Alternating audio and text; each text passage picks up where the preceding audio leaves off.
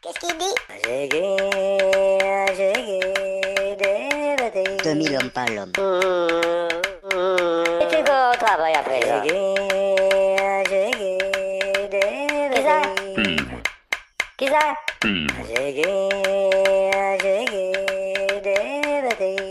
Qu'est-ce qu'il dit? Qu'est-ce qu'il dit? Qu'est-ce qu'il dit? 2000 hommes par l'homme.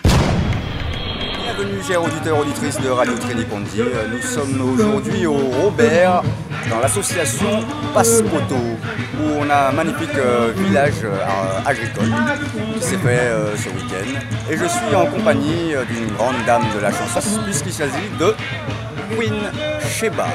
Bonjour mon frère, bonjour amis auditeurs de cette radio web. Ah, c'est Radio Trénipondi. C'est le lien entre Trinité en Martinique Ok, et Pondichéry en Inde. ok, Trénipondi, ça c'est good ça. Puis surtout que la Martinique est cosmopolite et qu'il y a des gens de Pondichéry, de Sri Lanka, de France, d'Afrique. Oui. Et de partout, donc voilà quoi. C'est super. Alors je suis heureuse parce que je suis là depuis vendredi soir, mais malheureusement je m'en vais ce soir. Donc Je suis venue juste pour cet hommage à Rasma Tutu en fait. Et donc tu es originaire de la Martinique bien sûr. Absolument, je suis de la Martinique et j'ai laissé la Martinique, ça fait 32 ans. Je vis à Paris. Je voyage beaucoup, là je reviens de voyage en Éthiopie. C'est bien ça. Oui, avant de revenir ici. Prochainement je vais à l'île Maurice, je voyage un petit peu. Donc en ce moment tu as une actualité, tu as Eh bien, pas d'actualité dans l'immédiat. En fait j'ai eu des prises de contact ici qui font que j'irai, je ne sais pas quand, mais comme on dit, comme les gens disent, incessamment sous peu, j'irai à la Guadeloupe. Je dois aller à l'île Maurice aussi. J'étais en Éthiopie la semaine dernière, tu vois. J'ai joué là-bas. Et c'est petit à petit. Parce que comme je suis dans un courant bien particulier, je crois que tout est une question de réseau. Moi, je suis une chanteuse connue. Et on ne me voit pas ici. Quand on voit les festivités, enfin les trucs avec les chanteuses, je ne suis pas là. Parce que je ne suis pas particulièrement invitée. Mais je fais autre chose, je voyage ailleurs, je porte mes messages ailleurs. Parce que je ne suis pas chanteuse pour être chanteuse. Je véhicule un état d'esprit, une pensée et des paroles. Tu as des messages. Des messages, voilà. Depuis d'ailleurs que j'ai commencé à chanter, hein, parce que j'ai appartenu bien avant le groupe d'Ifé. J'ai chanté, mais avec le groupe d'Ifé en Martinique, c'était dans les années 70. Voilà, les années 70. On a fait un travail de conscientisation des gens. On chantait amour, respect, fraternité. Et donc, même si ce groupe n'existe plus aujourd'hui, nous sommes chacun de notre côté, chacun évolue de son côté et essaie de faire perdurer ces messages. Et justement en parlant du groupe d'Ifé, quand tu dis le groupe n'existe plus, est-ce qu'il va se remonter un jour, exceptionnellement peut-être? Non, ça s'est fait exceptionnellement déjà en 2009. 2008-2009, nous sommes passés, nous avons joué sur le Malécon, nous avons joué à la Triumph aussi. Et je crois qu'il est arrivé un moment où chacun peut voler de ses propres ailes, que chacun aille passer ses messages. Tu sais, c'est comme une parenthèse, on n'a rien à voir avec Marley, mais tu vois, Marley, c'était le Messenger, il y avait les trois choristes, il y avait les Willers, tout ça. Marley n'est plus là. Mais les Willers continuent d'exister. Et Marcia Griffith, Judy Mowat et Rita Marley existent, aussi continuent d'exister. Et chacune, à son niveau, évolue dans le monde. Donc c'est un peu ça. Nous, à notre niveau, c'est pas la même dimension. Mais chacun a quelque chose à dire et chacun s'exprime en sa manière. Et est-ce que tu pourrais nous dire un petit peu quelle analyse tu portes sur la Martinique par rapport à tous les pays que tu as eu l'occasion de visiter? La Martinique... artistiquement, hein? La Martinique est en voie d'évolution, mais en même temps, nous sommes des gens qui avons vraiment un problème identitaire. Et ça fait qu'il y a beaucoup de problèmes parce qu'on ne s'accepte pas les uns les autres facilement. Bien que ça ait tendance à changer. je vais parler carrément du début du rastafarisme ici. Les gens n'ont pas compris. Il y a des gens qui disaient ah, c'est mon temps aller nous virer en temps ancien, en temps Robert, pas moi, c'est mon temps le chiver, yo sale, je sais. Les gens disent ça, mais aujourd'hui, bon nombre de gens portent des locks, ce ne sont pas forcément des rastas. Non. Ils ne sont pas dans la philosophie, pas du tout. Mais il y a des gens qui portent des locks parce qu'ils ont pris conscience, il y a une certaine conscience qui s'est développée. Ils savent que c'est un truc de black carrément, c'est savoir qui on est, être fier d'être soi-même, de laisser ses cheveux pousser naturellement. C'est comme l'alimentation aussi. Et bien, le végétarisme et tout ça, les gens n'appréciaient pas au début. D'ailleurs, ils disaient, ah mais si vous ne mangez viande, qui m'en est au café, mais on est malade, on est dépéri. Mais il se trouve, aujourd'hui, eh bien, il y a vegan, encore pire, encore plus dur. Et il y a plein de choses aujourd'hui qui font que les gens, même s'ils ne l'ont pas voulu auparavant, sont obligés d'avoir un regard positif sur nous. Est-ce que tu te sens à l'aise quand tu rentres chez toi? Non. Et pourquoi? Non. J'ai l'impression justement d'être un pays étranger, parce que je ne reconnais pas les gens de chez moi. Comme aujourd'hui, là, je suis venu pour 2 jours, je repars. J'ai une petite amertume quand même parce que je regarde le pays, ça me fait quelque chose. Mais je repars et puis je vais oublier cet état d'esprit que je vais arriver là-bas. Les gens ont changé, ils sont devenus très individualistes, ils ont changé dans le mauvais sens. Il n'y a pas de réelle fraternité. La fraternité, on la retrouve peut-être chez les Rastas. Est-ce que tu ne penses pas que ça vient un peu du système, par exemple? Mais oui, c'est parce que le système est individualiste. Déjà, il incite les gens à voir que pour eux-mêmes. Chacun pour soi, chacun fait ça pour lui, il ne veut pas entendre parler de l'autre. C'est comme, je vis en France, c'est comme ça. Encore que j'arrive à développer, tout en étant chez moi, en gardant mes limites, j'arrive à développer des liens avec mes voisins, tout, même si on ne va pas les uns sur les autres. Mais on se dit bonjour. Quand j'ai des trucs, par exemple, il y a un enfant en face de chez moi, je frappe à la porte, je donne à la dame. Voilà, on discute un moment, j'arrive à faire ça. Mais c'est pas évident. C'est dû à un mode de vie qui nous est imposé maintenant.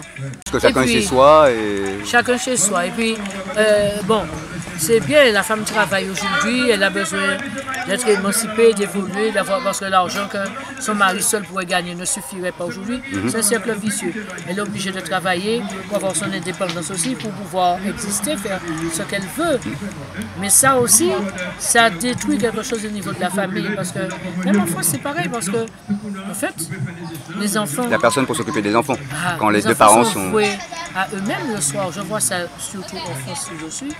Il y a des enfants, il est 22h, ces enfants-là sont dans la rue, ils sont dans les parcs derrière, je les entends. Pourquoi?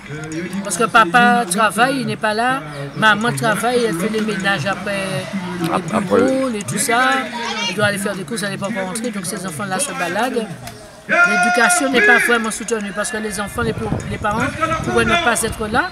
Les enfants pourraient être à l'intérieur en train d'apprendre des leçons, de travailler, le plus grand que le yaya, s'occuper des petits frères et tout. Mais il n'y a pas ça. Il y a une certaine déviance qui fait que les enfants se retrouvent un peu, entre guillemets, à la dérive. Et ça développe la délinquance aussi. Oui, c'est la première cause, hein, on va dire, oui, de ça délinquance. développe la délinquance.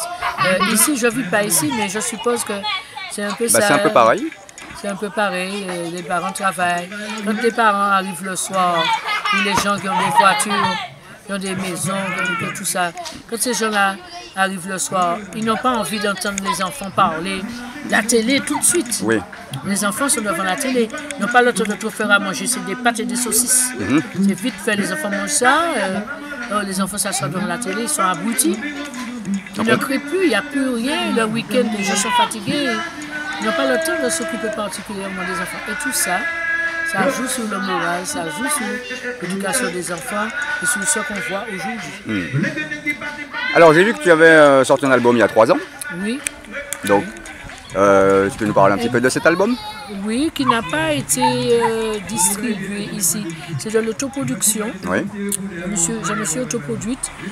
J'ai eu l'aide d'amis anglais, pas des Antillais qui m'ont aidé. Le seul Antillais qui a sur cet album, c'est Mario Mas. Ah. Mario un bon Mas, pianiste. Hein. Flûtiste, il est pianiste. Oui, oui. Mais avant d'être pianiste, c'est un flûtiste. Quand il était tout jeune, il m'accompagnait à la flûte. Flûtiste au départ. Et c'est lui qui joue sur mon titre Nadinina. Et il n'y a que des Anglais sur mon album. Oui.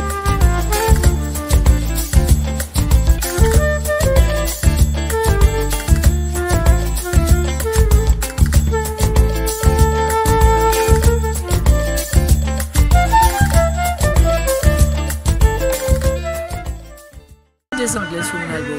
Oui. Il y a Julie Morillon qui fait de la guitare.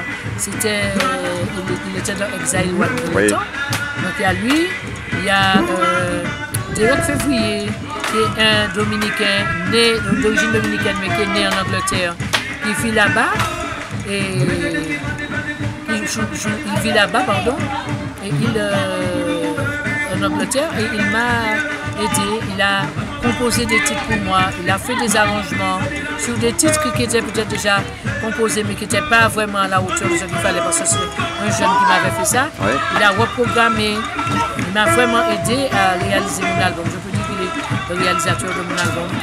Et je l'ai sorti comme ça. Il y a Alan Holst qui est un Américain qui fait du sax sur 2 ou 3 morceaux. Il y a qui encore? Il n'y a pas beaucoup de musiciens, il y a un peu de programmation et un peu de live.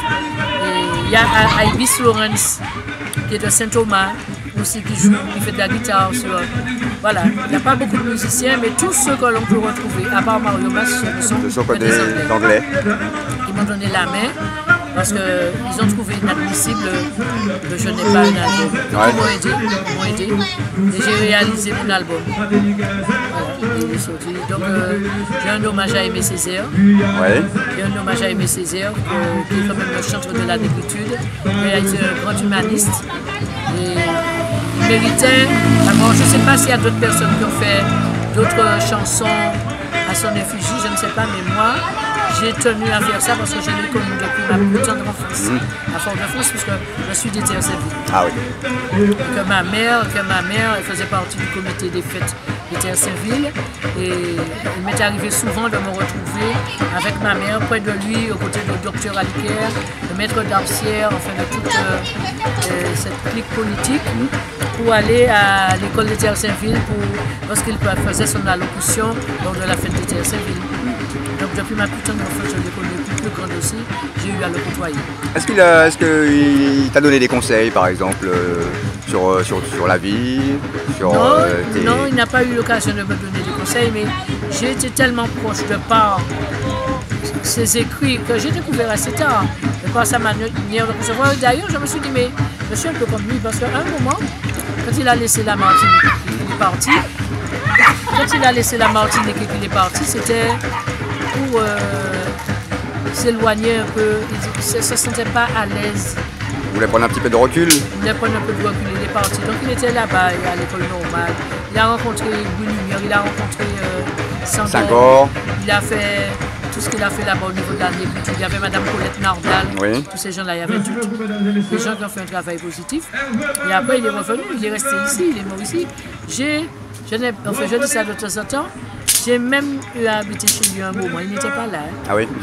Mais j'ai habité chez lui parce que son fils... T'as donné l'autorisation ou tu es rentré par effraction? Non, pas par effraction, c'est avec l'autorisation de son fils Jean-Paul. Parce que en fait, c'est Aimé Césaire qui nous avait fait rentrer ici pour jouer au festival culturel. Ouais. Il est reparti et comme il souhaitait que mon ex-époux soit professe dans la structure qu'il a créée au CERMA, donc nous n'avions pas de maison ici puisqu'on vivait à Bagneux. Donc on a dû rester et nous n'avions pas de maison. Donc Jean-Paul nous a hébergés chez son père en attendant de nous trouver un endroit où loger. On a trouvé une maison pas trop loin de chez eux, 1 kilomètre de chez eux à peu près. Mais j'ai eu l'occasion d'être dans cette belle maison coloniale qu'on connaît à présent. Et je me disais que si un jour j'avais l'occasion de construire, j'avais les moyens, je me construirais une maison comme ça parce qu'elle est vraiment adaptée au pays. Par rapport à la façon dont les pièces sont disposées et tout, pour le vent, la fraîcheur et tout ça. Et donc, quand j'étais encore plus petite, et quand il passait près de moi, il passait sa main sur ma tête parce que ma mère m'emmenait en promenade dans la cour de la mairie. Alors, il était là en train de se promener parce qu'avant, c'est là qu'il faisait sa promenade, dans la cour de la mairie.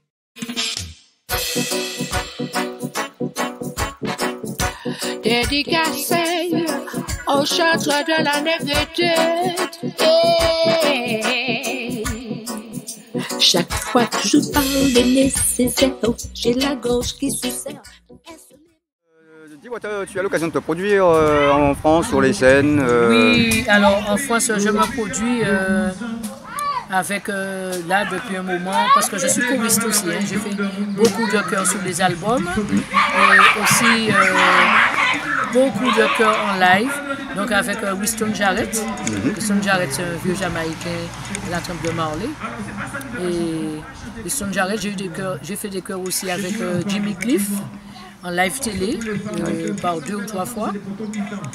Et j'ai fait des chœurs avec Alpha Blondy en live, j'ai voyagé avec lui et sur 4 albums. Et là, depuis un moment, de temps en temps, quand les Twinkle Brothers, qui sont des gens qui ont entre 68 et 70 ans, les Jamaïcains, quand ils sont en France, ils jouent à Paris, je fais leur première partie, ils m'accompagnent. Et les 2 chanteurs, enfin, il y a un chanteur, c'est Norman Grant, et il y a son frère qui vit aux États-Unis, qui vient des fois. Donc, des fois, il se retrouve à 2 chanteurs, l'autre frère est guitariste. Donc, voilà, tous ils m'accompagnent. Et après, mon show de peut-être 5 titres, et après, les Twinkle commencent. Donc, ça me fait une bonne visibilité parce qu'ils sont très connus et très appréciés. Et quand on joue, c'est full back. Oui, oui. Et les gens apprécient ma musique. Ils apprécient Aimé Césaire, les gens apprécient ça. Les blancs qui ne connaissent pas, écoute, ils apprécient. La musique passe bien avec eux. En plus, c'est des Jamaïcains. D'ailleurs, je n'ai même pas eu à répéter avec eux. Depuis la première fois, je suis venue, j'avais envoyé mon CD. Des sons pour eux par internet. Ils ont travaillé un après-midi chez eux. Ils sont venus à la balance. À la balance, le soir, on devait jouer au New Morning. À la balance, on a filé tous les morceaux. Clac, clac.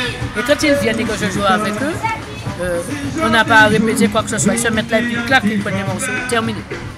Eh bien, sur ces dernières petites paroles, qu'est-ce que tu voudrais qu'on écoute sur ton album pour la pub, avant la dernière partie? Eh bien, qu'est-ce qu'on peut écouter?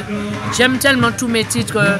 On peut écouter le titre sur la Martinique, Madinina, parce que nous sommes là à l'hommage qu'on a fait à Rasmatoutou. Et justement, dans le clip que j'ai fait, enfin j'ai fait 3 clips pour cet album, un sur Aimé Césaire, un sur Madinina et un sur les jeunes d'aujourd'hui, parce que j'ai un titre jeune d'aujourd'hui. Et le titre Madinina, si on regarde le clip sur YouTube, on voit Rasmatoutou et son œuvre. Donc on peut écouter Madinina. J'ai 2 versions. J'ai une version reggae et j'ai une version, celle que j'ai jouée hier soir, qui est un peu bossa nova, qui voilà. Eh bien, on va écouter ça tout de suite.